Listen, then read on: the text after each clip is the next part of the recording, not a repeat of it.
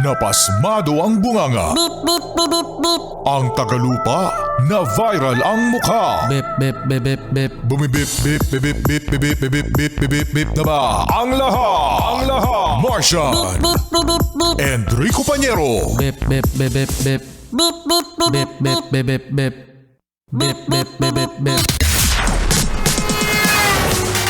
Bit tilaok! Bit, bit tilaok! Bit, bit, bit, bit, bit. Ito na ang 101.1 Yes FM Balitang Kayo ba mga Yes Friend nakalimot na ng wallet sa inyong bahay kapag kayo ay umalis, no? Papunta ng opisina o kaya naman ng eskwela. Yeah. May mga time talaga mga Yes Friend na nakalimutan natin yung wallet natin. Si Kuya nakalimutan na yung wallet, nakalimutan na yung cellphone. Nako, mahirap yan mga Yes Friend. Cellphone at wallet. Ito nga mga Yes Friend, ang nangyari sa San Paulo, Brazil. Isang babae ang tumalon sa kanyang binook na sasakyan dahil wala siyang pamasahe. Hala! Nakita sa video mga Yes Friend sa lugar sa San Paulo, Brazil, ng isang babae ay binuksan, no? Ang sasakyan, ang babae ay nakasakay sa likod ng kotse. So binuksan yung sasakyan, pagkatapos tumalon. Kaya ang nangyari ay gumulong-gulong yung babae mga Yes Friend kasi mabilis-bilis din ang takbo ng kanyang binuk na kotse, no? So ngayon, ang nangyari kasi mga Yes Friend, sumakay yung babae pero hindi naman siya yung nag-book.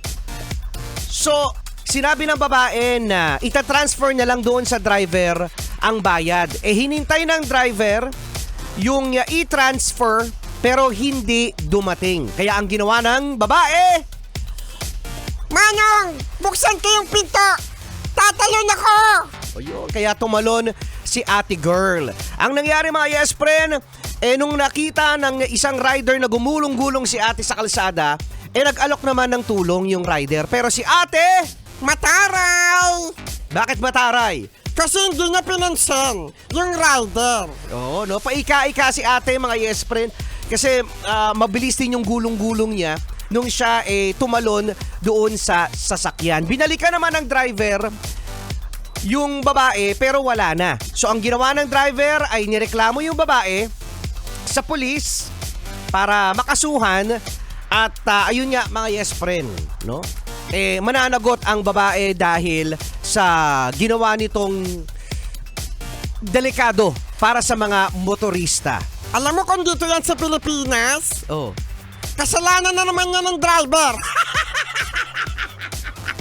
Kasalanan na naman yan ng driver. Kasalanan na naman ng driver. Bakit laging kasalanan ng driver? Oh, alam niyo mga Yes Friend, di ba? Kapag kayo ay kumain sa restaurant, pagkatapos wala kayong pambayad, ang ginagawa, Martian, ay Pinaghugas ng pinggan.